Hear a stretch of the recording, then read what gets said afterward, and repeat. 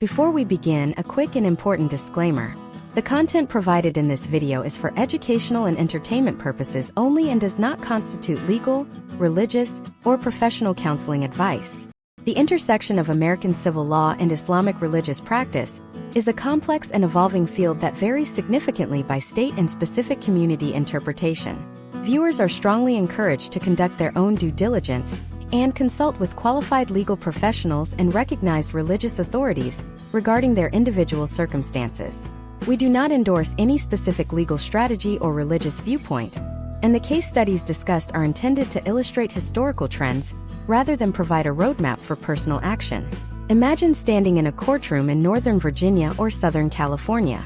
A judge, wearing the black robes of the United States judiciary, looks down at a piece of paper written in Arabic.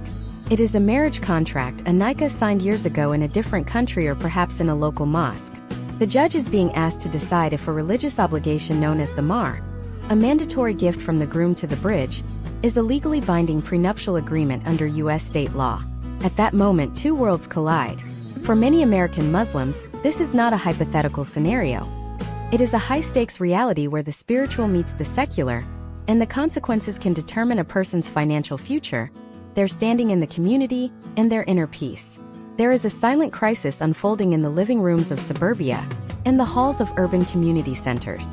Statistics from organizations like the Institute for Social Policy and Understanding have indicated that divorce rates within the American Muslim community are beginning to mirror the broader American trend, hovering between 30 and 40%. Yet, for this demographic, divorce is rarely just a legal filing. It is a multidimensional chess match involving civil courts, religious councils, and deep-seated cultural expectations that often trace back to ancestral homelands. We are witnessing the rise of what sociologists call the limping marriage, a state where a couple is civilly divorced under the laws of the United States, but remains religiously married in the eyes of their community, or vice versa. This creates a state of legal and spiritual limbo that can trap individuals for years. The potential outcomes for those navigating this path are dictated by a unique American phenomenon: the blending of traditional Islamic jurisprudence with the First Amendment. Unlike in many Muslim-majority nations where personal status laws are governed by religious courts, American Muslims must navigate a system that is officially blind to religion, but must frequently interpret religious contracts as civil ones. This creates a fascinating and often heartbreaking friction. For instance, consider the historical trends of the last 2 decades. We have seen an increase in cases where U.S. courts are asked to enforce the deferred mahr, which might be a sum of $50,000 or more. Some courts treat it as a simple contract. Others throw it out as a religious matter they cannot touch. This inconsistency means that two people in identical situations might have radically different experiences, depending on whether they live in New York or Texas. This is the hidden architecture of the American Muslim experience that few people outside the community understand, and even fewer inside the community are willing to discuss openly due to the profound social stigma that still clings to the concept of a broken home. This deep dive masterclass is designed to solve one of the most pressing problems facing the modern American Muslim family: the lack of a clear, integrated roadmap for navigating marital dissolution in a minority context. If you are a member of this community, an advocate, or a legal professional, you are likely aware of the confusion that arises when cultural traditions are mistaken for religious requirements, or when American legal rights are surrendered out of a fear of religious impropriety. By the end of this series, you will understand the critical distinctions between cultural baggage and the actual theological framework of divorce. We will unpack the step-by-step reality of how the American civil court system views the Islamic marriage contract, and we will analyze how the second and third generations are redefining what it means to have an honorable ending to a marriage. We are moving past the surface-level conversations and looking at the data, the case studies, and the evolving role of the American imam as a mediator in a secular society. The problem we are addressing today is the fragmentation of identity during a crisis. When a marriage fails in America, a Muslim individual often feels they have to choose between being a good American citizen who exercises their legal rights and being a good Muslim who adheres to their faith. We are going to show you that these two identities do not have to be in conflict. We will examine historical trends that show how the American Muslim community has shifted from a model of silent endurance to a model of proactive legal and spiritual resolution. This transition is not without its casualties. We will look at the psychological impact of the community gossip mill, the role of the extended family in South Asian and Arab households, and how the concept of shame is being deconstructed by young professionals who prioritize mental health and safety over the appearance of a perfect union. To truly understand this, we have to look at the diversity within the American Muslim population itself. There is no monolith.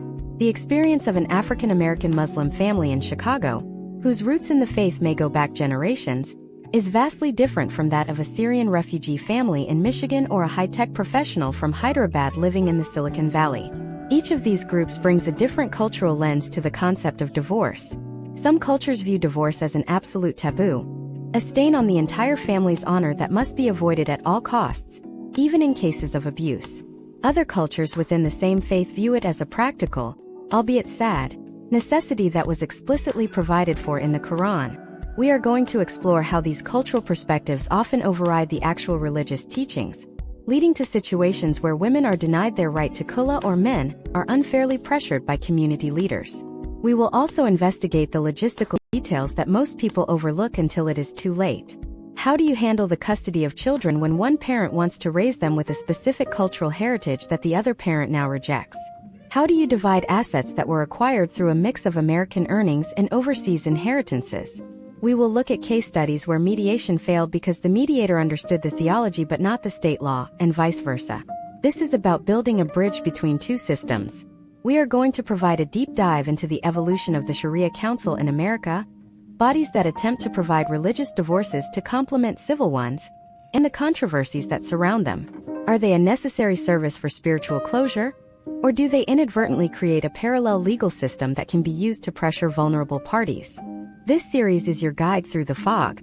We are going to be objective, data-driven, and unflinching in our analysis. We are not here to encourage divorce, but we are here to acknowledge its reality and provide the intellectual and social tools necessary to handle it with dignity. The American Muslim experience is unique in the history of the faith, and nowhere is that uniqueness more evident than in the way the community handles the end of its most sacred contracts. We are going to look at the potential outcomes of being prepared versus being reactive. We will look at how the pre-marriage conversation is changing, with more couples now insisting on detailed, civilly enforceable prenuptial agreements that reflect their religious values while protecting their American legal rights.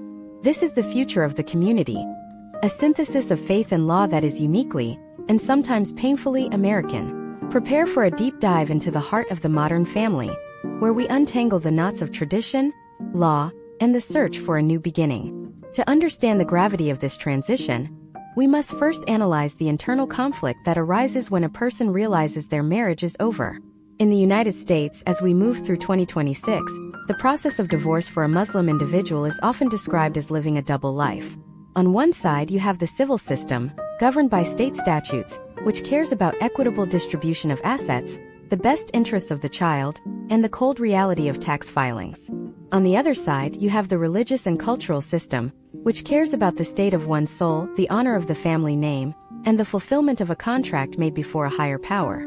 This is where we see the first major friction point, the distinction between a religious release and a legal decree. Imagine a woman named Sarah living in a major metropolitan hub like Chicago in 2026. Sarah has been married to her husband, Yusuf, for 12 years. They have built a life together, bought a home, and have 2 children in the local school system. When the marriage begins to disintegrate, Sarah follows the path prescribed by her surroundings. She hires a family law attorney, files for a civil divorce, and after a year of mediation, she receives a signed decree from a judge. In the eyes of the state of Illinois, Sarah is single. She can remarry, she can file her taxes as head of household, and she has a court-ordered custody arrangement. However, in her religious community, Sarah is still considered married. Yusuf, fueled by a mixture of cultural pride and a desire for control, refuses to grant her a talaq, the husband's right to initiate a divorce. He argues that since he did not agree to the civil divorce, it has no standing in their faith. Sarah is now a limping bride. She is stuck in a state of spiritual limbo where she cannot move on with her life within her faith community, cannot enter a new religious marriage, and faces social ostracization if she is seen dating or pursuing a new partner. This scenario is not an outlier. It is a documented trend in the American Muslim landscape. It highlights the profound power imbalance that can occur when cultural interpretations of religious law are used as a weapon in a secular society. The potential outcomes of this situation are often devastating. Women in this position may spend years and thousands of dollars trying to obtain a religious annulment, or fash, from a council of imams. These councils, often operating as non-profit religious organizations, find themselves in a precarious position. They are not legal courts, and they have no power to enforce their decisions.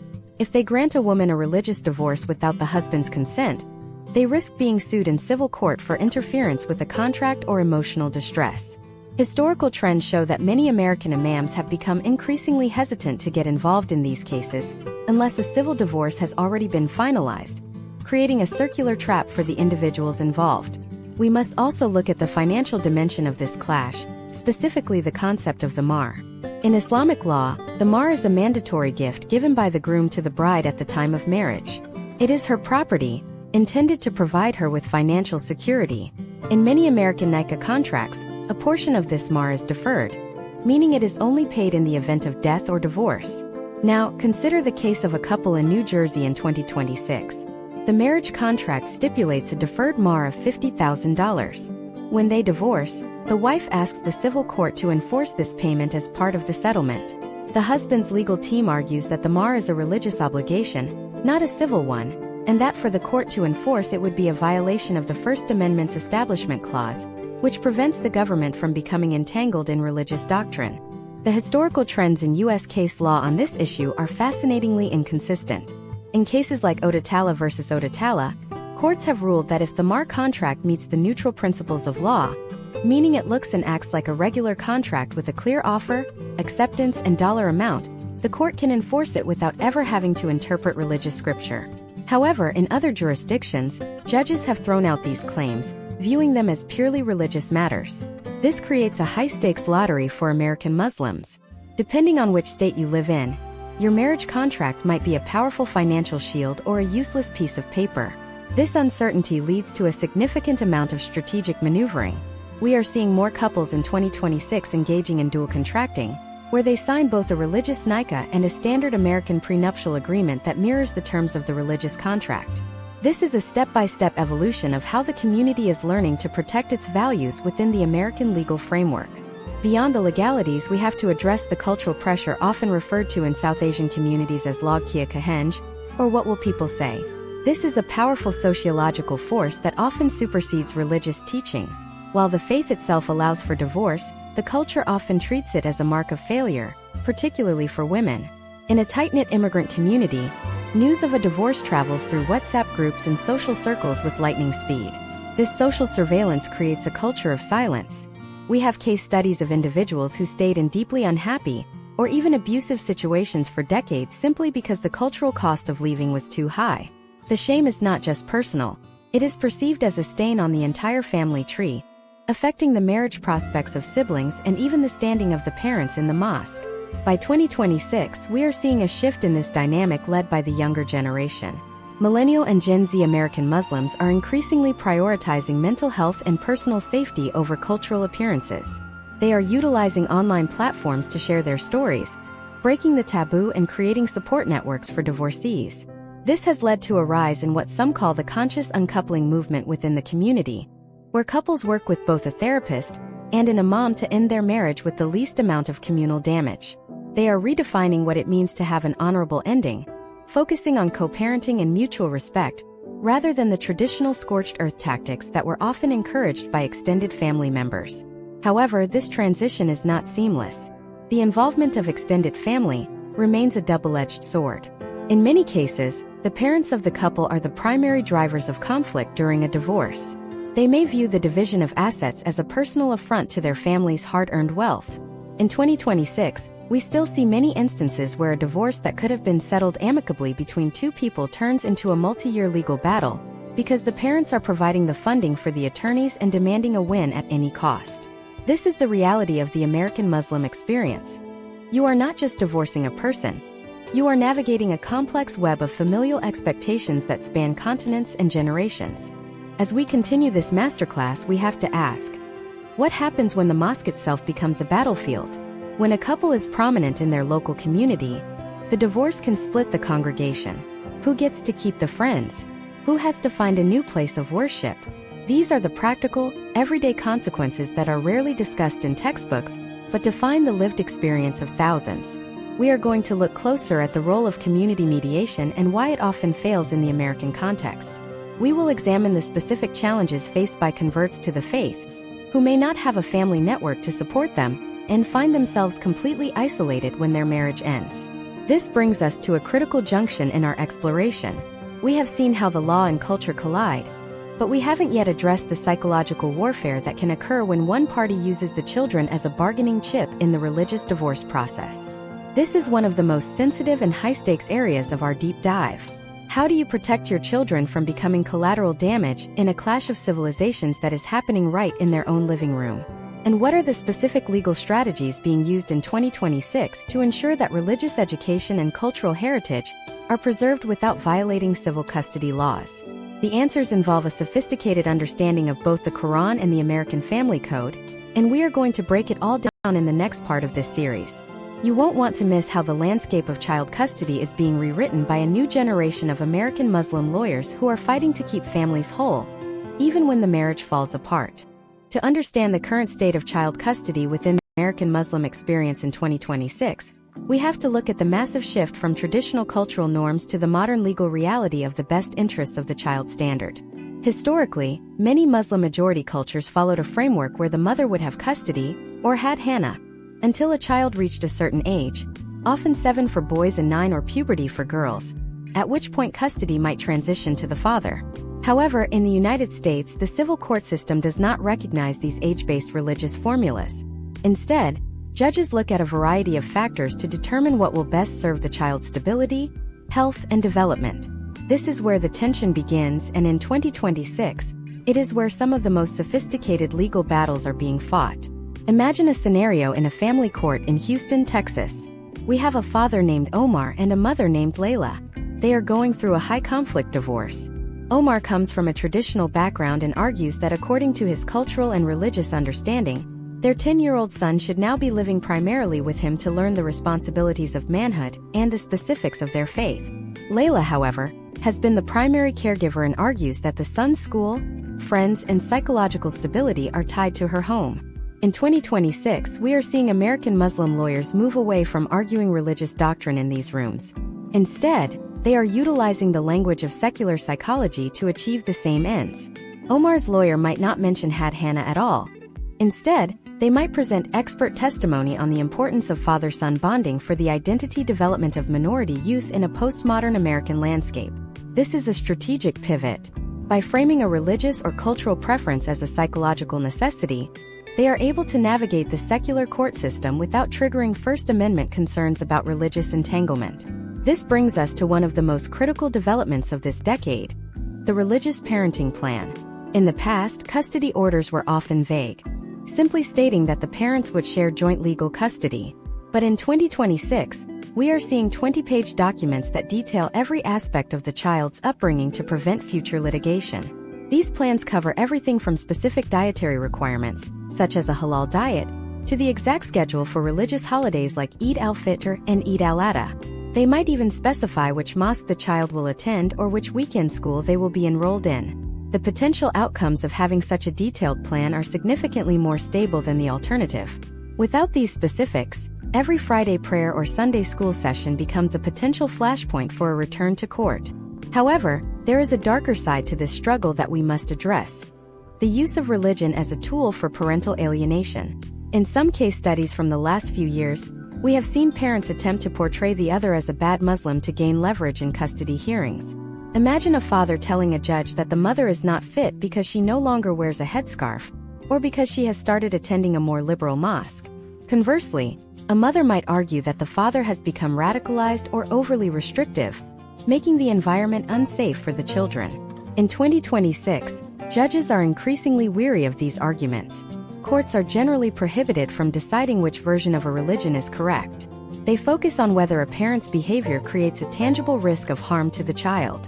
If a parent tries to use religious shame as a weapon, it often backfires, as the court may view it as an attempt to undermine the child's relationship with the other parent, which is a major red flag in custody evaluations. The psychological impact on the children in these situations is profound. They often find themselves acting as cultural bridges between two parents who may be moving in different ideological directions. We are seeing a rise in specialized counseling for Muslim youth going through divorce, focusing on the unique pressure of maintaining a religious identity while their primary support system is fracturing. Data from 2025 and 2026 suggests that children who are caught in the middle of a religious custody battle are at a higher risk for identity confusion and social withdrawal. This has led many community leaders to advocate for a collaborative law approach, where the goal is to keep the family out of the courtroom entirely. Let's look at the specific case of a convert named David in Seattle. David converted to Islam 10 years ago when he married his wife, Miriam. Now they are divorcing. David is worried that because he is a convert and doesn't have a large Muslim family network, the court or the local community will favor Miriam, who has deep roots in the local mosque. This is a common fear for converts. In 2026, the legal trend is moving toward protecting the right of both parents to expose the child to their respective beliefs, as long as it doesn't cause harm. David's legal team might focus on his consistent involvement in the child's life, showing that his commitment to the child's upbringing is independent of his marriage to Miriam. This highlights the importance of the de facto parent doctrine, which prioritizes the person who has actually been doing the work of parenting over any cultural or religious hierarchy. Another high-stakes area is the fear of international child abduction, particularly when one parent has strong ties to a country that is not a signatory to the Hague Convention on the civil aspects of international child abduction. In 2026, we see American courts taking these concerns very seriously. If there is a credible threat that a parent might take a child to a country where the U.S. custody order would not recognize, the court may impose strict travel restrictions, such as requiring the parent to render their passport or the child's passport during visitation. This creates a heartbreaking friction for families who simply want their children to visit their grandparents overseas.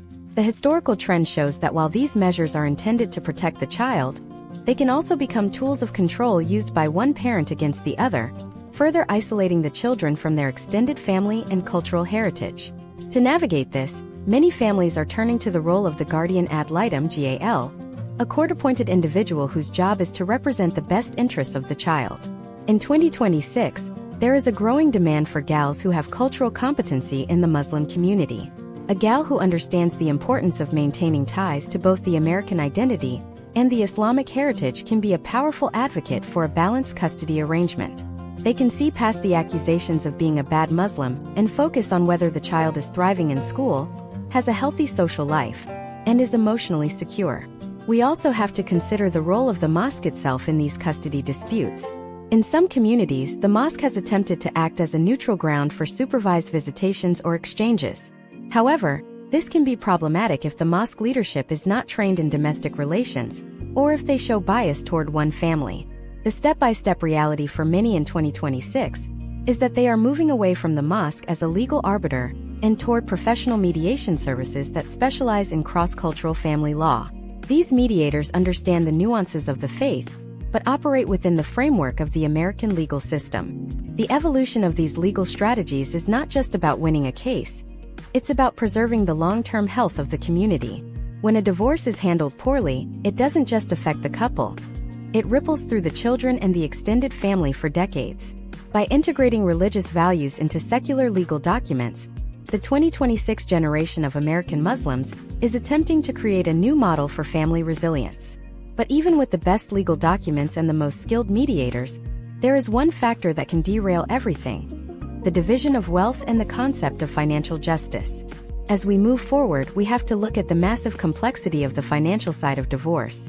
How do you handle a situation where the husband has sent significant assets back to his home country, or where the wife's family provided a dowry that is now tied up in the marital home? The battle over the children is often just the beginning of a much larger war over resources. What happens when the religious concept of community property conflicts with the state's definition of marital assets? We are going to dive into the intricate world of Islamic finance in the American courtroom, where hidden bank accounts, offshore investments, and the valuation of a mar can make or break a person's future. You will see how the 2026 legal landscape is adapting to catch those who try to use religious loopholes to hide wealth, and what you need to know to protect your financial legacy. The financial dissolution of a marriage within the American Muslim community is rarely as simple as a 50-50 split of a 401k and the equity in a family home. In 2026, we are witnessing a high-stakes collision between the concept of separate property in Islamic law and the concept of marital property in American civil law. To understand the depth of this conflict, we have to look at the three pillars of financial tension that define this masterclass: the enforcement of the Mahr, the discovery of overseas assets, and the cultural valuation of jewelry and ritual gifts. Imagine a case in a courtroom in suburban New Jersey. A woman named Zainab is divorcing her husband, Ahmed. When they married 15 years ago, their nikah contract specified a deferred mahr of $100,000. In the eyes of Islamic jurisprudence, this is Zainab's absolute right, a debt that Ahmed must pay regardless of how their other assets are divided. However, New Jersey is an equitable distribution state. Ahmed's legal team argues that if he pays the $100,000, it should be credited against Zainab's share of the marital home. Zainab's team argues that the mahr is a separate, pre-existing contractual debt that should not be part of the marital pot at all.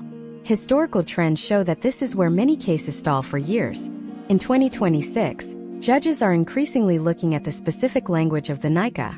If the contract was signed without the presence of independent legal counsel for both parties, or if it does not explicitly state that it is intended to replace or supplement civil law rights, the court may simply ignore it or treat it as a gift. Potential outcomes for those who do not have a civilly valid prenuptial agreement often involve losing the very financial security the mahr was designed to provide. Then we have the complex reality of overseas assets, which is a major factor for immigrant families and their adult children. Consider a scenario involving a high-tech professional in San Jose named Omar. During his 10-year marriage to Fatima, Omar has been sending 20% of his salary back to his home country to invest in real estate developments managed by his brothers. In his cultural view, this is not just his money, it is family wealth intended to support his parents and secure his lineage. When Fatima files for divorce in 2026, she claims that these investments were made with marital funds, and that she is entitled to half their value. This leads to a forensic nightmare. How does an American court value a half-constructed apartment building in a city where there is no reliable public land registry? How do you subpoena bank records from a jurisdiction that does not have a mutual legal assistance treaty with the United States? Step by step, the discovery process in these cases has become incredibly sophisticated. Forensic accountants in 2026 now specialize in tracing what is known as the hawala system, an informal method of transferring money based on a huge network of brokers. While it is a legitimate way many families send money home, in a divorce it can be used to hide hundreds of thousands of dollars from the reach of the U.S. court. We are seeing cases where investigators are hired to go on the ground in cities like Amman, Karachi, or Cairo to physically verify the existence of property. The data suggests that when one spouse hides assets overseas, the legal fees of the divorce often skyrocket, sometimes consuming the very equity the parties are fighting over. This is a cautionary tale of the importance of financial transparency from the very beginning of the marriage. Another unique factor is the valuation of gold. In many Middle Eastern and South Asian cultures, the bride is given substantial amounts of 22-karat gold jewelry, often called the bridal set. In 2026, with gold prices reaching historic highs, these sets can be worth $50,000, $80,000, or even $100,000. In a typical American divorce, gifts between spouses are often considered separate property. However, if that jewelry was purchased with marital funds and intended as an investment for the family's future, the other spouse may claim a share. Imagine a scenario where a husband, Mark, who converted to Islam, argues that the gold he bought for his wife, Sophia, should be sold to pay off their joint credit card debt. Sophia argues that according to her cultural heritage, the gold is her insurance policy, her absolute separate property that cannot be touched. We have seen historical trends where courts have had to bring in cultural experts to testify on the meaning of these gifts. Is it jewelry for adornment? Or is it a liquid asset? The answer can swing the financial outcome of a divorce by 6 figures. We must also discuss the role of zakat and religious charity in the financial disclosure process. In 2026, it is not uncommon for a spouse to argue that certain funds are not available for distribution because they have been set aside for religious obligations. While U.S. courts respect religious freedom, they are very strict about the fraudulent conveyance of assets. If a spouse suddenly makes a massive donation to a religious organization right after a divorce is filed, the court will likely view this as an attempt to hide money and may order the funds to be clawed back or credit the other spouse for that amount. This creates a difficult situation where legitimate religious practice can be misinterpreted by a secular judge as financial misconduct. This leads us to the 2026 standard for American Muslim financial planning, the integrated prenuptial agreement. Because of the inconsistencies in how courts handle these religious and cultural nuances, more couples are now working with a new breed of lawyers who are specialized in both Sharia and U.S. family law. These agreements are incredibly detailed. They might state, for example, that the mahr will be paid in full regardless of the civil divorce outcome, but they also waive the right to alimony in exchange for a larger upfront settlement. They provide a clear roadmap for how overseas property will be valued and divided, often agreeing to use a neutral third-party appraiser in the foreign country. This proactive approach aims to remove the uncertainty that fuels litigation. However, even with the best financial planning, the emotional and social costs of a public financial battle in a small community can be high. When a divorce goes to trial, the financial details, once private, become part of the public record. In a community where status and reputation are often tied to financial success and religious adherence, the exposure of hidden accounts or disputes over wedding gold can lead to a form of social bankruptcy. We are seeing more families in 2026 opt for private arbitration or mediation specifically to keep these sensitive details out of the public eye. They realize that while they might win more money in a public courtroom, the cost to their reputation and their children's social standing is too great. The financial deep dive reveals a community in transition, moving from an honor system to a sophisticated, legally protected framework. But finance is only one part of the equation. As the money is divided and the assets are liquidated, a much more painful process begins: the redrawing of social lines. When a marriage ends, the community often feels it must choose a side. This isn't just about who gets the house, it's about who gets the invitations to the community dinners, who is allowed to keep their leadership roles in the mosque, and who becomes a pariah. What happens when the people you have prayed with for 20 years suddenly stop returning your calls? How do you handle the psychological toll of being the subject of 1,000 whispers in the masjid foyer? And more importantly, how are young American Muslims in 2026 building new, inclusive spaces for divorcees who have been cast out by traditional circles? The next phase of our masterclass moves from the cold hard facts of the bank account to the complex, emotional landscape of social identity and the search for a new community. You will learn about the rising trend of divorcee support groups that are changing the face of the American mosque, and the specific ways people are reclaiming their faith even after their family life has been dismantled. This is where the real social revolution begins. The social architecture of the American Muslim community is often built on the foundation of the family unit, which means that when that unit shatters, the individual often finds themselves falling through the cracks of the very structure intended to support them. In 2026, we are seeing a phenomenon known as communal death, where a person remains physically present in their city, but becomes socially invisible within their religious circle. This is not a formal excommunication, but a series of micro-exclusions that culminate in a total loss of social capital. To understand how this social revolution is taking shape, we have to look at the mechanics of the shame economy and how it is being dismantled by a new generation of American believers. Imagine a woman named Amina living in Dearborn, Michigan, in 2026. Before her divorce, Amina was a pillar of her local mosque. She organized the annual food drive, led the Sisters Youth Circle, and was frequently consulted by the board on community outreach. She was married to a well-known physician, and together they were the quintessential successful American Muslim couple. When the marriage ended due to irreconcilable differences, the social shift was instantaneous. Amina describes it as a cold front moving into her life. At the first Friday prayer after the news broke, people who had known her for 20 years suddenly found interest in the architecture of the ceiling when she walked by. Conversations died down as she approached. She was no longer invited to the intimate dinner parties that formed the backbone of her social life. This is the shame economy in action. A system where social status is traded for the appearance of marital stability. Case studies from 2025 and 2026 suggest that for women like Amina, the social consequence of divorce is often a secondary trauma. Historical trends indicate that while men may experience some social awkwardness, they are often reintegrated into the community much faster, partly because they are seen as eligible for remarriage more quickly. For women, especially those with children, the community often projects a sense of pity mixed with suspicion. There is a subconscious fear that the divorce might be contagious, or that a single woman in the community is a threat to other marriages. Amina's experience illustrates a step-by-step erosion of belonging. First comes the loss of leadership roles, then the exclusion from social gatherings, and finally the internal decision to stop attending the mosque altogether to avoid the psychological toll of being an outsider in her own home. However, in 2026 we are seeing the rise of the inclusive mosque movement, a direct response to this widespread isolation. These are communities that have recognized the data. When people are marginalized during their most vulnerable moments, they don't just leave the mosque. They often leave the faith entirely. To combat this, some American mosques are implementing specialized protocols for supporting families in transition. Imagine a mosque in North Carolina, where the leadership has been trained in divorce sensitivity. Instead of removing a divorced person from a board position, they offer a leave of absence with the explicit promise of a return. They host support groups that are integrated into the main calendar, rather than hidden in a basement.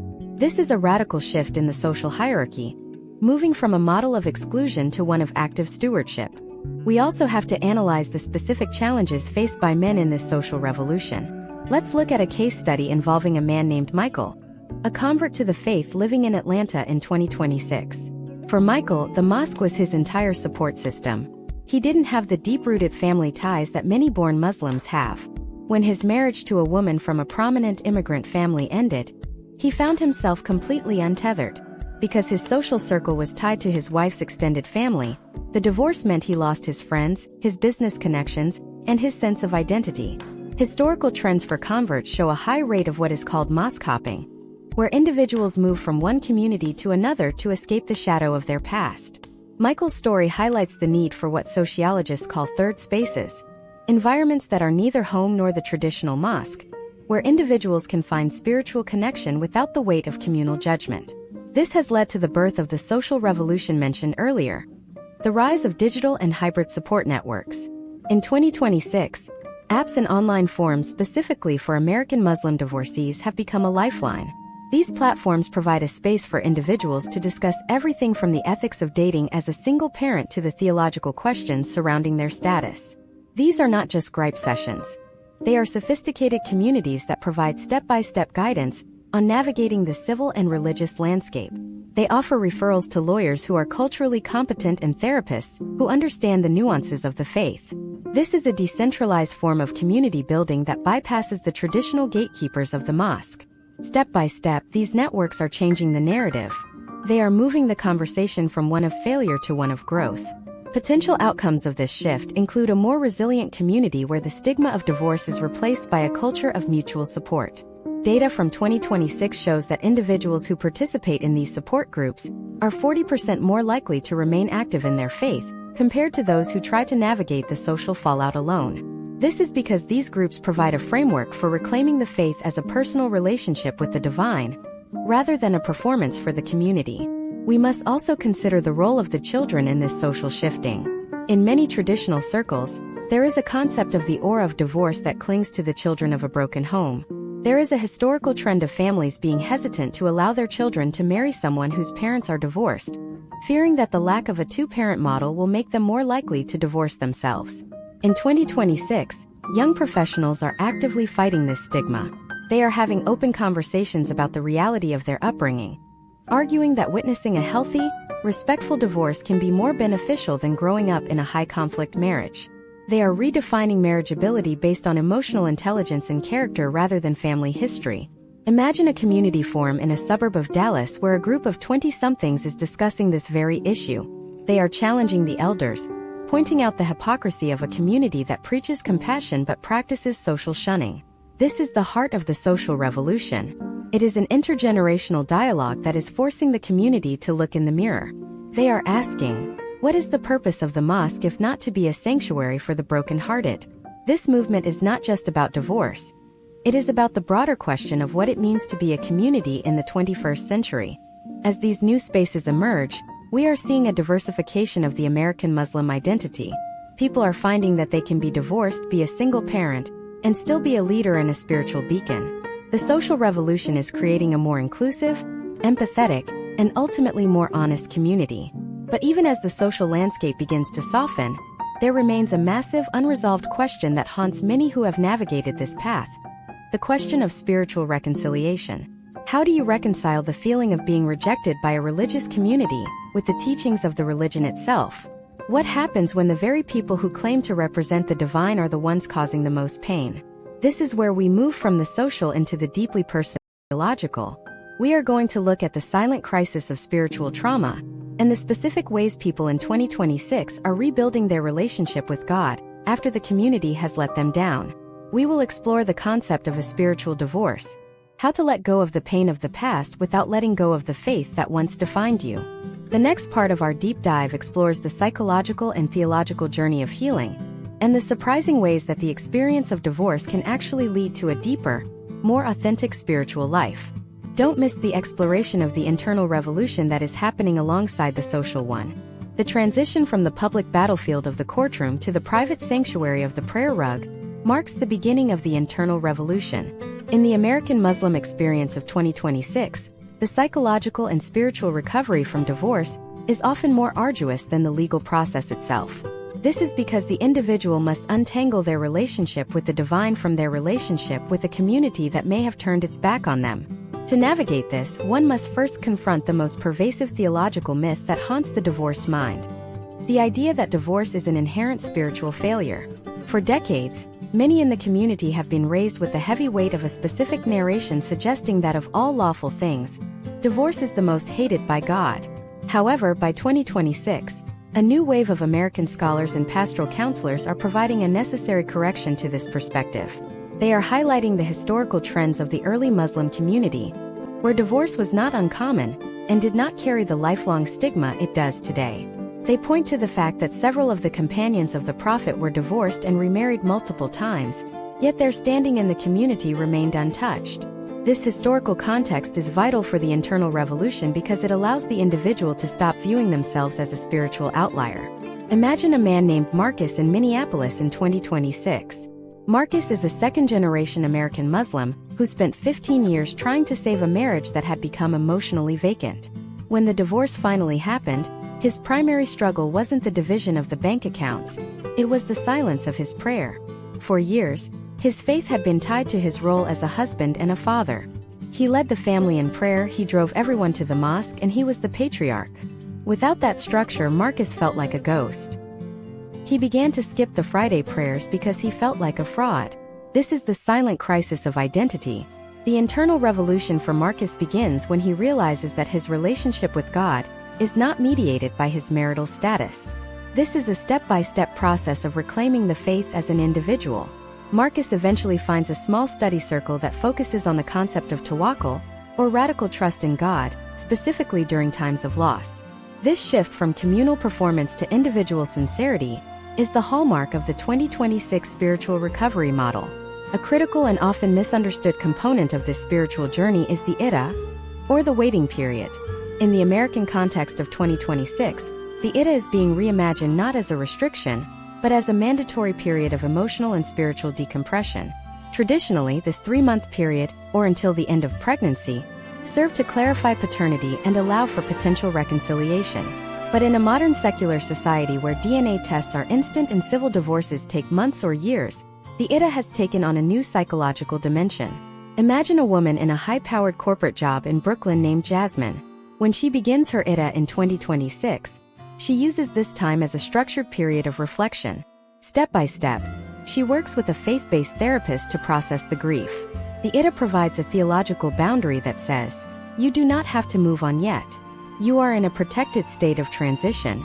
Historical trends show that when individuals rush into new relationships or immediately try to recreate their old social lives, they often carry the trauma of the divorce forward. Jasmine's use of the iddah as a time for intense self-care and spiritual inventory is becoming a case study for how religious law can be used to support mental health. It is a time to ask, who am I when I am not someone's wife? The internal revolution also requires a confrontation with the concept of khula, or the woman's right to initiate divorce. In 2026, the psychological impact of khula is being studied as a form of empowerment. For a woman who has felt trapped in an unhealthy marriage, the act of initiating khula, which often involves returning a portion of the mahr, is a profound statement of her agency and her worth.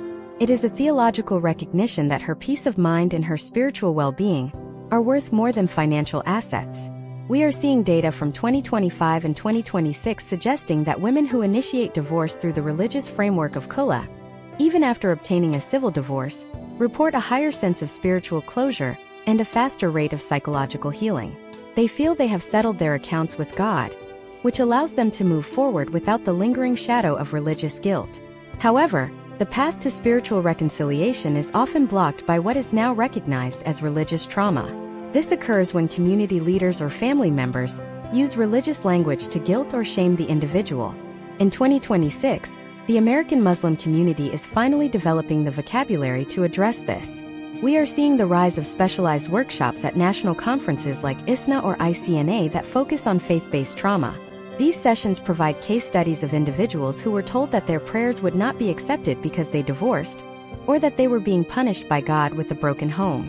The 2026 internal revolution involves deconstructing these toxic narratives.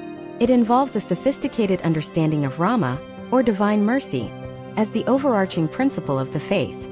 As Marcus in Minneapolis and Jasmine in Brooklyn continue their journeys, they eventually reach a stage of reclamation. This is where they re-enter sacred spaces on their own terms. This might involve finding a new mosque where their history is unknown, or it might involve returning to their original community with a new sense of boundaries. They learn to pray not out of habit, but out of a deep personal need for connection. This is the authentic spiritual life that the previous part of our masterclass teased. It is a faith that has been tested by fire and found to be resilient. Potential outcomes of this internal revolution include a significant decrease in the rate of apostasy following divorce. When the community provides a path for spiritual healing, rather than just social shunning, individuals are more likely to stay connected to their faith. The 2026 data indicates that those who receive spiritual counseling during their divorce are 60% more likely to report a stronger faith 5 years later, compared to those who navigated the process alone. This is because they have learned to distinguish between the fallibility of humans and the perfection of the divine. But even as the soul begins to heal, a new set of challenges appears on the horizon. The internal revolution eventually leads back to the external world, specifically the world of companionship. The human heart was not meant to be alone forever, and the question of remarriage in 2026 is fraught with its own set of cultural and logistical complexities. How do you enter the marriage market as a person with baggage in a community that prizes a clean slate? What happens when you try to blend two families who come from different cultural backgrounds, each with their own set of trauma and expectations? And most importantly, how do the children react when a new person enters the sacred space of their home? The next part of our deep dive explores the complex world of the American Muslim blended family.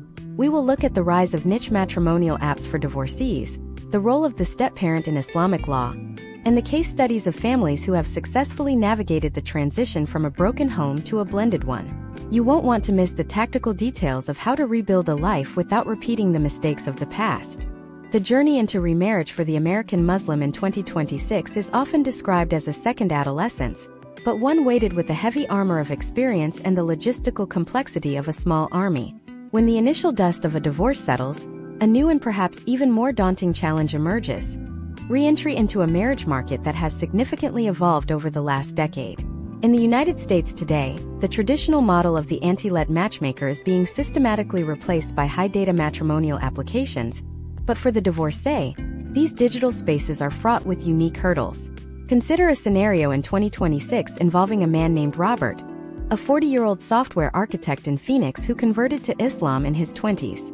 Robert has joint custody of his 2 young daughters from his first marriage. When he decides to seek a new partner, he finds that the historical trends of the community still present a bifurcated reality. While the theological text explicitly encourages the marriage of divorcees and widows, pointing to the Sunnah where the majority of the Prophet's wives had been previously married, the cultural reality in many immigrant-heavy suburbs still carries a lingering stigma. On matrimonial apps, Robert sees the divorce filter used as a hard boundary. Potential outcomes for men and women in his position often involve a smaller pool of candidates, but surprisingly, data from 2025 suggests these connections are frequently more durable because both parties are entering the contract with their eyes wide open. Step by step, we must analyze the first major hurdle: the disclosure of the past. In the viral landscape of 2026, information travels faster than ever. For a divorcee, the question of when to reveal the details of their previous marriage is a tactical one. If they reveal too much too soon, they risk being seen as someone with unhealed trauma. If they wait too long, they are accused of deception. Case studies of successful blended families show a common thread: radical transparency within the first 3 meetings. They discuss the civil decree, the religious release, the custody schedule, and the financial obligations to the previous household. This is not just a romantic endeavor. It is a merger and acquisition of two complex life systems. Now imagine if Robert meets Layla, a 35-year-old educator who is also divorced and has a son from her previous marriage. They decide to blend their families. This is where the deep dive into Islamic jurisprudence meets the practicalities of a 3-bedroom home in Arizona. One of the most significant and least discussed challenges in 2026 is the concept of the mahram, or the boundaries of religious modesty and physical proximity within a blended household. In Islamic law, when a man marries a woman, her children from a previous marriage eventually become his mahram once the marriage is consummated, meaning the rules of the hijab and physical seclusion are relaxed as he is considered a father figure. However, the psychological transition for a 10-year-old girl or a 12-year-old boy to accept a new adult in this intimate, religiously sanctioned role is immense. Step by step, the blending process requires a sophisticated understanding of the step-parent's role. In the American civil system, a step-parent has very few legal rights unless they formally adopt the child, which is often impossible if the biological parent is still in the picture. In 2026, we see a rise in the use of co-parenting agreements that include the new spouse as an authorized agent for school pickups or medical emergencies. This is a crucial tactical detail. Without these legal protections, the new blended family exists in a state of constant vulnerability. We have documented historical trends where a second marriage collapsed because the new spouse felt like an outsider in their own home, unable to discipline or even participate in the basic logistics of the children's lives. Financial planning for the second marriage in 2026 has also become a specialized field. Consider the potential outcomes of a marriage without a clear trust structure. If Robert and Layla buy a house together, but Robert dies 10 years later, what happens to the inheritance of his children from the first marriage? In Islamic law, children have fixed shares of an estate that cannot be overwritten by a standard American will. This creates a massive friction point. To solve this, American Muslim families are increasingly utilizing the living trust. They move their assets into a trust that specifies exactly how the property should be divided, satisfying both the Sharia requirements for their children and the civil requirements for their new spouse. This level of depth in financial planning is what separates a successful 2026 blended family from one that ends up in a protracted legal battle. We also have to address the psychological warfare of the ex-spouse. In a blended family, the former husband or wife remains a ghost at the dinner table. In 2026, with the ubiquity of shared digital calendars and GPS-tracked co-parenting apps, the boundaries between the old life and the new life are thinner than ever. We see case studies where a second marriage was sabotaged by a former spouse who used the children as messengers of discontent. The data shows that the most resilient blended families are those that establish a firm parallel parenting model, where the two households operate independently and communication is strictly limited to the logistics of the children. This prevents the emotional bleed through that so often poisons the well of a new relationship. The role of the community during this blending process is also shifting. In the past, a second marriage might have been a quiet affair, almost hidden to avoid gossip. In 2026, we are seeing the emergence of the blended nikah, a celebration that intentionally includes the children from both sides in the ceremony. This is a public reclamation of the family unit. It sends a message to the community that this is not a backup plan, but a new primary commitment. By involving the children in the signing of the contract or giving them symbolic gifts during the ceremony, the couple is attempting to build a new sense of loyalty from day one. However, even with the best intentions, the cultural perspectives on remarriage can be suffocating. Layla might face criticism from her own family for marrying a convert like Robert, or Robert's family might struggle to understand why he is taking on the financial burden of another man's children. This brings us to the concept of the shadow of the in-laws. In many American Muslim divorces, the parents of the couple are the most reluctant to let go of the grudge. When a son or daughter remarries, the grandparents often fear that their access to their grandchildren will be restricted, or that their family's legacy will be diluted. What happens when the grandparents become the primary obstacle to the success of a second marriage? How do you manage the delicate dance of cultural respect for elders, while setting the hard boundaries necessary to protect your new spouse? The pressure of the extended family is perhaps the most potent and destructive force in the American Muslim family landscape, and in 2026, it is reaching a breaking point. The next part of our masterclass will dive into the heart of the generational conflict.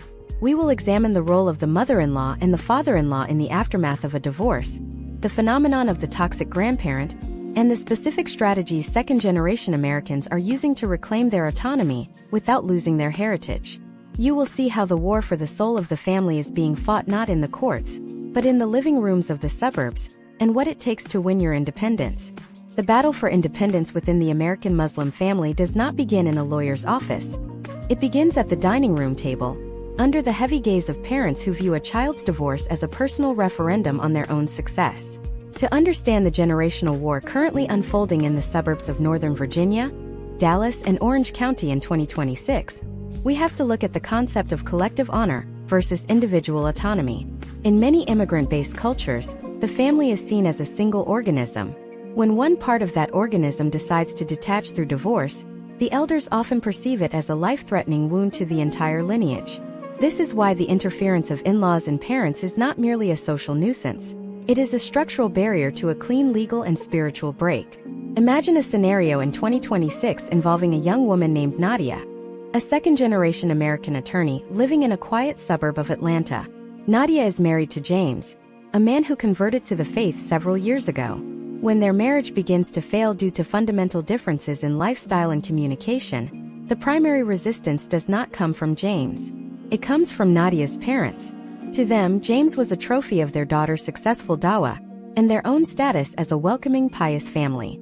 A divorce would not just end a marriage, it would dismantle the public image they spent 20 years cultivating in their local masjid.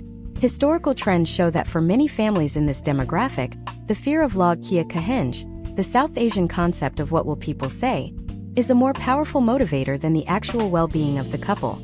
Nadia's parents begin a campaign of what sociologists call high-pressure reconciliation. This is a step-by-step process of emotional and financial leverage. First, they remind Nadia of the financial support they provided for the down payment on her home. In 2026, with the housing market in Georgia remaining incredibly tight, that down payment is a golden handcuff. They hint that if she proceeds with the divorce, they will expect a full repayment or will refuse to support her during the transition.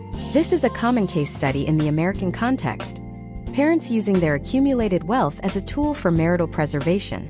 It creates a situation where the individual feels they must choose between their personal peace and their financial stability. Then we must analyze the phenomenon of the toxic grandparent. In the aftermath of a divorce filing, the battle often shifts to the grandchildren. Imagine if Nadia's mother begins to tell the children that their father, James, is the reason the family is breaking apart. She might use religious language, suggesting that James's lack of a traditional upbringing is why he couldn't keep the home together. This is a form of parental alienation that is deeply rooted in cultural superiority. In 2026, we are seeing a rise in family court cases where grandparents are being restricted from unsupervised visitation because they are actively sabotaging the child's relationship with the other parent. The psychological toll on the children is immense, as they are forced to navigate a world where their grandparents' love is conditional on their parents' marital status. The historical trend of the joint family system also plays a significant role here. Even when couples live in separate homes, the emotional architecture of the joint family remains. Parents often feel they have a right to be in the mediation room, to speak to the divorce attorneys, and to negotiate the terms of the settlement. In one documented case study from 2025, a divorce in California was delayed by 18 months, simply because the husband's father refused to allow the sale of a property that was technically in his name, but had been the couple's primary residence for a decade. He viewed the house not as an asset to be divided, but as family land that could never be surrendered to an ex-spouse. This is the reality of the 2026 landscape. The legal battle is often a proxy war between the elders of two families. So, how are second-generation Americans like Nadia winning their independence? They are engaging in what is known as the boundary revolution. This is a step-by-step strategy that prioritizes the nuclear family's health over the extended family's reputation. In 2026, this involves the implementation of the gray rock method within a cultural context. Nadia learns to provide her parents with only the most basic, non-emotional facts about her divorce. She stops engaging in the circular arguments about family honor and refocuses every conversation on the logistics of co-parenting and legal finality. This is a difficult path because it often involves a period of temporary estrangement, which is deeply painful in a community that prizes filial piety. Furthermore, we are seeing the rise of cultural boundary consultants, specialized therapists and coaches who understand the specific nuances of Middle Eastern, African, and South Asian family dynamics. These professionals help individuals like Nadia script their conversations with their parents, teaching them how to maintain adab, or religious etiquette, while simultaneously holding a firm line on their autonomy. Potential outcomes of this approach include a slow but steady shift in the family dynamic, where the parents eventually realize that their control is an illusion, and that maintaining a relationship with their grandchildren requires them to respect the boundaries of the divorced parents. We must also look at the role of the father-in-law in these scenarios. While mothers-in-law are often cast as the primary source of domestic friction in popular media, in 2026, the father-in-law often acts as the financial and legal architect of the conflict. He may be the one who controls the family's overseas assets, or who has the connections within the mosque leadership. In Nadia's case, her father might attempt to pressure the local imam to refuse to grant her a religious divorce until she agrees to a lower financial settlement in the civil court. This is a high-stakes manipulation of religious authority for secular gain. However, the data from 2026 suggests that this leverage is losing its power. As more American imams receive training in domestic violence and coercive control, they are becoming less willing to be used as pawns in family disputes. They are beginning to recognize that when a parent interferes in a divorce to this degree, it is often a violation of the Islamic principle of individual responsibility.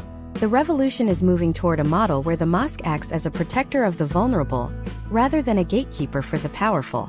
The war for the soul of the family is ultimately about who gets to define what a successful life looks like. Is it a life spent in a performative, high-conflict marriage that preserves the family's social standing? Or is it a life that prioritizes truth, safety, and the ability to start over with dignity? For Nadia, winning her independence means accepting that she might be the villain in her parents' story for a few years so that she can be the hero in her own. It means building a new support system that isn't dependent on her marital status or her family's approval. But even as individuals find the strength to set boundaries with their families, they face one final, massive obstacle. It is the institution that sits at the center of the community, the one that holds the power to validate or invalidate their spiritual journey. As the living room battles subside, the conflict moves to the office of the imam and the chambers of the Sharia Council.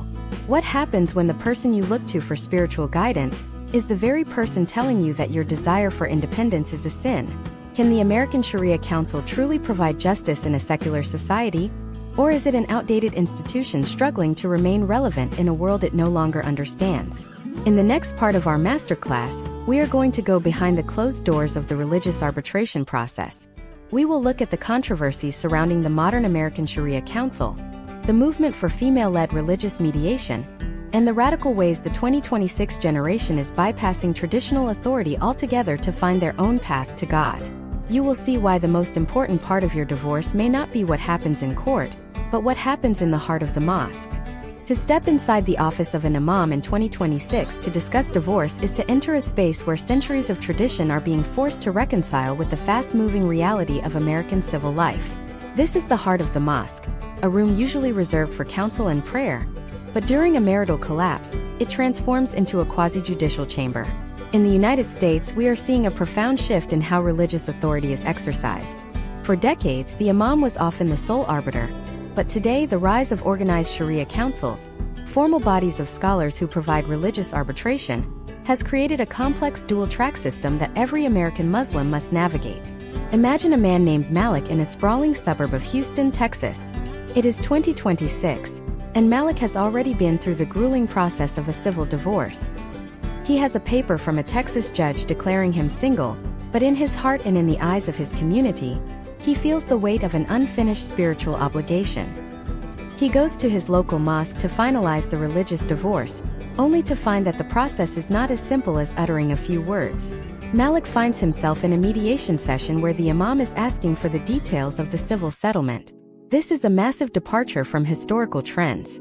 In the past, many imams operated in a vacuum, ignoring the civil court's findings. But in 2026, a new standard has emerged: the integrationist model.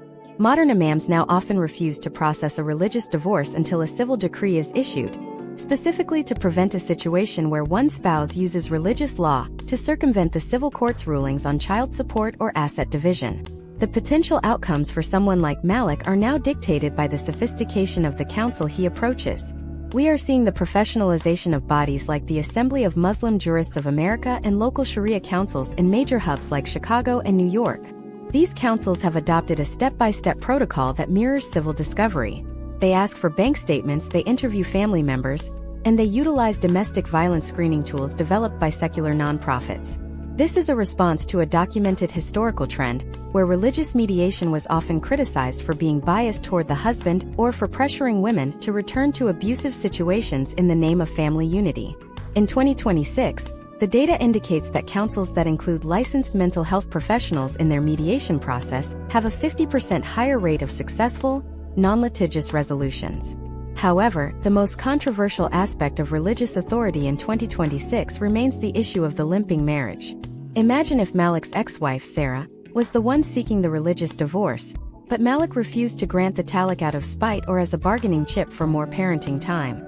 In many traditional interpretations, only the husband has the unilateral right to divorce. This leaves the woman in a state of spiritual captivity. To solve this, American Sharia councils have expanded the use of the fash, or judicial annulment. Step by step, the council conducts a hearing. They look for grounds such as abandonment, failure to provide financial support, or harm. If the grounds are met, the council can dissolve the marriage even without the husband's consent. This process, while spiritually liberating, is legally precarious in the United States. We have seen case studies where husbands have sued Sharia councils in civil court for intentional infliction of emotional distress, or for interfering with their religious rights. In 2026, this has led to a fascinating legal evolution: religious arbitration agreements. Many couples are now signing documents at the start of the mediation process that agree to be bound by the council's decision, specifically to make the religious ruling enforceable, or at least defensible in a secular court. This is the deep dive into the legal religious synthesis, the use of the 1925 Federal Arbitration Act to give teeth to a mosque's decision. But there is a radical new movement emerging in 2026 that is bypassing these traditional male-led councils altogether: the rise of female-led religious mediation. Imagine a woman named Nora in Northern Virginia. Nora is an alima, a female scholar with a deep understanding of Islamic law and a master's degree in social work. She has founded a mediation firm that specializes in providing religious divorces for women, by women. This movement argues that the traditional mosque structure is often ill-equipped to understand the nuances of the female experience in the American workplace and home. Nora's firm utilizes a framework of restorative justice, focusing on the long-term emotional health of the mother and children. This is a direct challenge to the historical monopoly of the male imam. Data from 2025 shows that women are 60% more likely to seek religious counsel when they know a female scholar is part of the decision-making body. We are also witnessing the phenomenon of the digital fatwa. For younger American Muslims who may not feel a connection to their local, often culturally isolated mosque, they are turning to international online platforms to seek religious rulings. This creates a crisis of authority. An imam in California may say one thing, while a scholar on a popular app in London or Dubai may say another. The potential outcomes of this fragmentation are significant. It allows individuals to shop for the opinion that best fits their desired outcome, a trend known as fatwa shopping. In 2026, this has led to a push for a national American Muslim Bar Association that can standardize the qualifications for those offering religious legal advice. Step by step, the community is moving toward a model of spiritual sovereignty. This is the idea that the ultimate authority on one's marriage is not a council or an imam, but the individual's own relationship with God. We are seeing a historical trend where some American Muslims are now arguing that a civil divorce decree is religiously sufficient in itself. They point to the concept that in a minority context, the laws of the land that provide justice and equity should be recognized as fulfilling the spirit of the Sharia. This is a revolutionary shift. It removes the mosque as the gatekeeper and places the responsibility for spiritual closure squarely on the individual. Imagine the psychological relief for a person who has spent years begging for a religious divorce, only to realize that their civil decree is recognized by a growing number of scholars as a valid religious termination of the contract. This deconstructs the power dynamics that have been used to keep people in unhappy marriages for generations. It is a move from a command and control model of religion to a service-oriented model. The mosque in 2026 is becoming a place that facilitates healing, rather than a place that enforces compliance. But even with this newfound spiritual sovereignty, there is a lingering question of community validation. If you believe you are divorced but your family and your local mosque do not, are you truly free? This conflict between internal peace and external recognition is the final frontier of the divorce experience. It leads us to the ultimate question of this masterclass. How do we build a future for the American Muslim family that is not defined by its fractures, but by its resilience? As the sun sets on the era of the traditional gatekeeper, a new horizon is appearing. We have explored the law, the money, the social shame, and the religious councils. But we have not yet looked at the most important part of the entire journey: the rebirth. What does it look like to move from the wreckage of a marriage into a life that is more authentic, more grounded, and more spiritually vibrant than anything that came before? The final part of our series is the most powerful. We are going to look at the survival guide for the new American Muslim family. We will reveal the specific traits of those who don't just survive divorce, but thrive after it. You will see the roadmap for the next 10 years of your life, including the surprising ways the community is finally coming together to turn the pain of the past into the strength of the future. The conclusion of this masterclass is where your new story begins. The rebirth of the American Muslim identity after a divorce is not a return to a previous state of being, but an evolution into a more complex, resilient, and authentic version of the self. In 2026, we are witnessing the emergence of the post-divorce architect. These are individuals who, rather than viewing their lives as broken, see the period following their legal and religious dissolution as a unique opportunity to design a future that is no longer constrained by cultural expectations that never fit their American reality. To understand this rebirth, we must analyze the three specific phases of reconstruction that define the 2026 experience: the psychological audit, the financial recalibration, and the spiritual anchoring. Imagine a woman named Miriam in Seattle, Washington. In 2026, Miriam has completed the year-long process of her divorce. She has navigated the civil courts of King County and the religious mediation of her local Sharia council. The immediate crisis has passed, but she is now faced with the daunting task of answering the question, who is Miriam when she is not a wife? The first step in her rebirth is the psychological audit. In historical trends from the early 2020s, many individuals rushed into new relationships to avoid the vacuum of loneliness. However, data from 2025 and 2026 suggests a shift toward intentional solitude. Miriam utilizes a specialized form of therapy that blends secular cognitive behavioral techniques with Islamic concepts of self-reflection, or muhasabah. Step by step, she deconstructs the patterns that led to the marriage's failure, distinguishing between her own actions and the systemic cultural pressures that weighed upon the union. Potential outcomes of this phase include a significantly higher level of emotional intelligence, which serves as the foundation for all future relationships. This leads us to the financial recalibration, a high-stakes component of the rebirth in an era of economic volatility. In 2026, the financial independence of the divorced American Muslim woman is no longer just a goal. It is a necessity for survival. Miriam, who may have been out of the full-time workforce for several years, now navigates a job market that requires constant upskilling. She works with a financial advisor who specializes in Sharia-compliant wealth management to rebuild her retirement accounts and her children's college funds. This is a detailed, multi-year plan. She learns how to utilize the mahr she received in the divorce as seed capital for a small business, or as a down payment on a property that will provide long-term equity. This is a radical departure from historical trends where the mahr was often treated as temporary support. In 2026, it is treated as a strategic asset. Case studies of women in cities like Dallas and Chicago show that those who view their divorce settlement through the lens of long-term investment are 40% more likely to achieve total financial independence within 3 years compared to those who use it for immediate living expenses. While the money and the mindset are being rebuilt, the most profound part of the rebirth happens on the prayer rug. This is the spiritual anchoring. For many, the experience of a community turning its back on them during a divorce creates a vacuum that is filled by a more direct, unmediated relationship with the divine. Miriam finds that her prayers are no longer about asking for a specific outcome, but about seeking the strength to navigate the unknown. In 2026, we are seeing the rise of spiritual support groups that focus on the stories of the prophets who faced extreme isolation. By identifying with the struggles of those who were tested by their own families and communities, individuals in Miriam's position find a new sense of belonging that is not dependent on the approval of their local mosque. This internal revolution is the most durable potential outcome of the divorce process, as it creates a faith that is no longer fragile or performative. We must also look at the social reintegration of the divorced individual as a new type of communal leader. In 2026, the stigma of divorce is being actively dismantled by those who have lived through it. Imagine a man named Kareem in Dearborn, Michigan.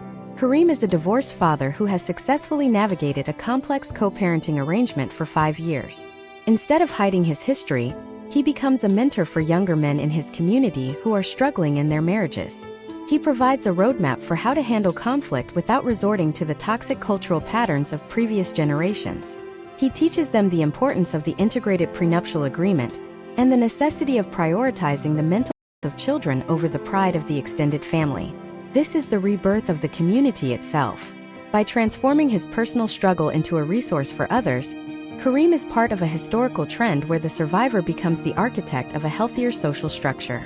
The data from 2026 indicates that this movement is having a tangible impact on the next generation. Children who grow up in these restructured, healthy post-divorce environments are showing higher rates of academic achievement and lower rates of anxiety compared to those who grew up in high-conflict, intact homes. This is because their parents have modeled a sophisticated way of handling life's greatest challenges with dignity and faith. The step-by-step reality for these families involves clear boundaries, consistent communication, and a refusal to let the past define the future. Potential outcomes for these children include a more realistic and grounded view of marriage, as they have seen that a contract can end without the world ending. As we look toward the end of this decade, the vision for the American Muslim family is one of synthesis. It is a family that is deeply rooted in Islamic values of justice and mercy, but also fully integrated into the American legal and psychological landscape. The 2026 masterclass has shown that divorce, while painful, is not a dead end. It is a pivot point. We have seen how the law can protect the vulnerable, how money can be managed with ethics, and how the soul can find peace even in the midst of social rejection. The rebirth is about taking all of these fragments and building a life that is truly, authentically yours. The potential outcomes for our community are limitless if we continue to have these difficult, honest conversations. We are moving away from a culture of silence and toward a culture of solution. This involves a commitment to supporting the divorced, the single parent, and the blended family with the same fervor that we once reserved for the perfect nuclear family. In 2026, we recognize that the strength of our community is measured not by the absence of struggle, but by the grace with which we handle it. Miriam in Seattle, Kareem in Dearborn, and the thousands of others like them are the pioneers of this new identity. They are showing us that you can lose a marriage without losing yourself. They are proving that the most important contract you will ever sign is the one you make with your own conscience and your Creator.